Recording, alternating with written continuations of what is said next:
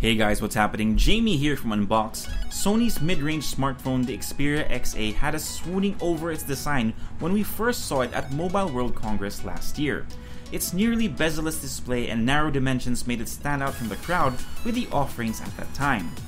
When we finally got our hands on it for a full review, we were met with disappointment over its performance, mainly due to the lack of RAM. Is the second time the charm for the Sony Xperia XA1? Let's find out in this full review.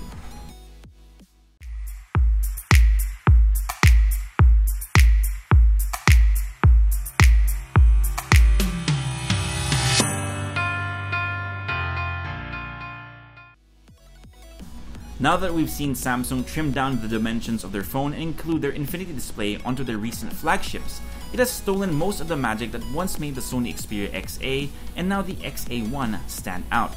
Don't get us wrong, we think that it's still a good looking device once you get used to the height of its forehead and chin, and its deviation from the usual design language we're used to seeing from the Japanese brand still makes it worth a double take. It's a little thicker compared to other offerings in the market, measuring in at 8mm, but the narrow frame makes it easier to grip no matter how large or dainty your hands may be. There was a little play on the back of our review unit, but not enough to merit any alarm. Aside from that, the device is sturdy with no gaps along the phone's seams, and its heft lends a helping hand to its premium feel. While most phones in the mid-range segment have a fingerprint scanner, this is a feature that still didn't make it into the second iteration of the Xperia XA.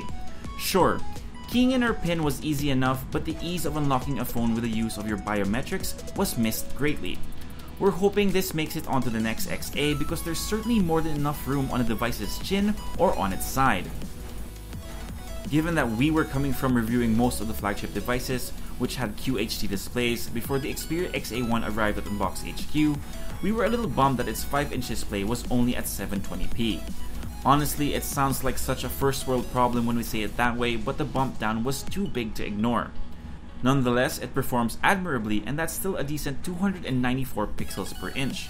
More importantly, the colors and contrast were wonderful for watching videos on YouTube. The choice to forgo a higher display resolution was most likely made to keep the Xperia XA running for a bit longer, but we'll talk about its battery performance in a bit.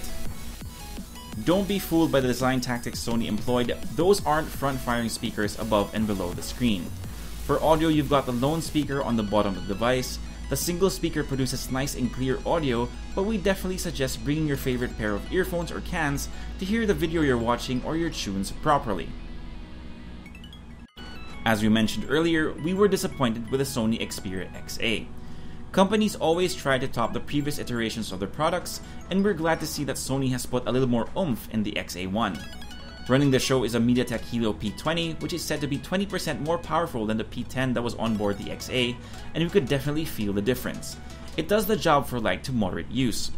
We're also getting a bit more RAM at 3GB that helps when the need to multitask arises. However, you will still need to clear out apps running in the background from time to time. In terms of gaming, we had to turn down the settings on NBA 2K17 to a mix of ultra low to low in order to get it running smoothly. We also tried out Injustice 2. There were very noticeable frame rate drops and times where the screen froze altogether, but turning on power saving mode in the settings menu toned it down a bit.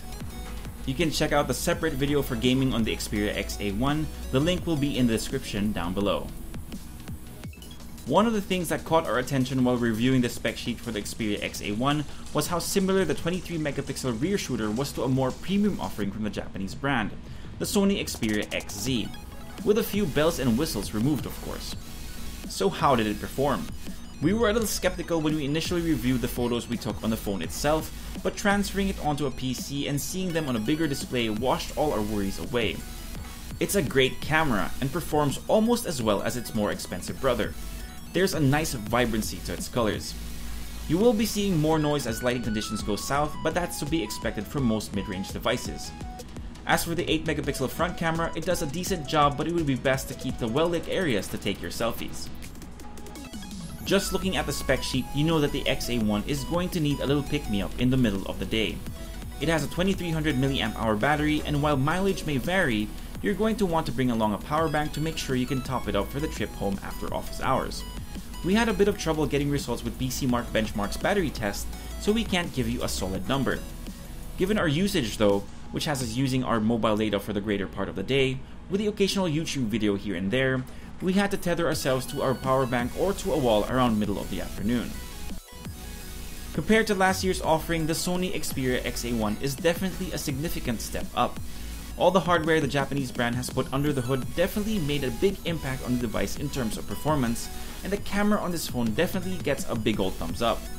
The problem here is that the competition in this segment is extremely tough, and at $14,990, many may look to other brands that look better on paper at this price point.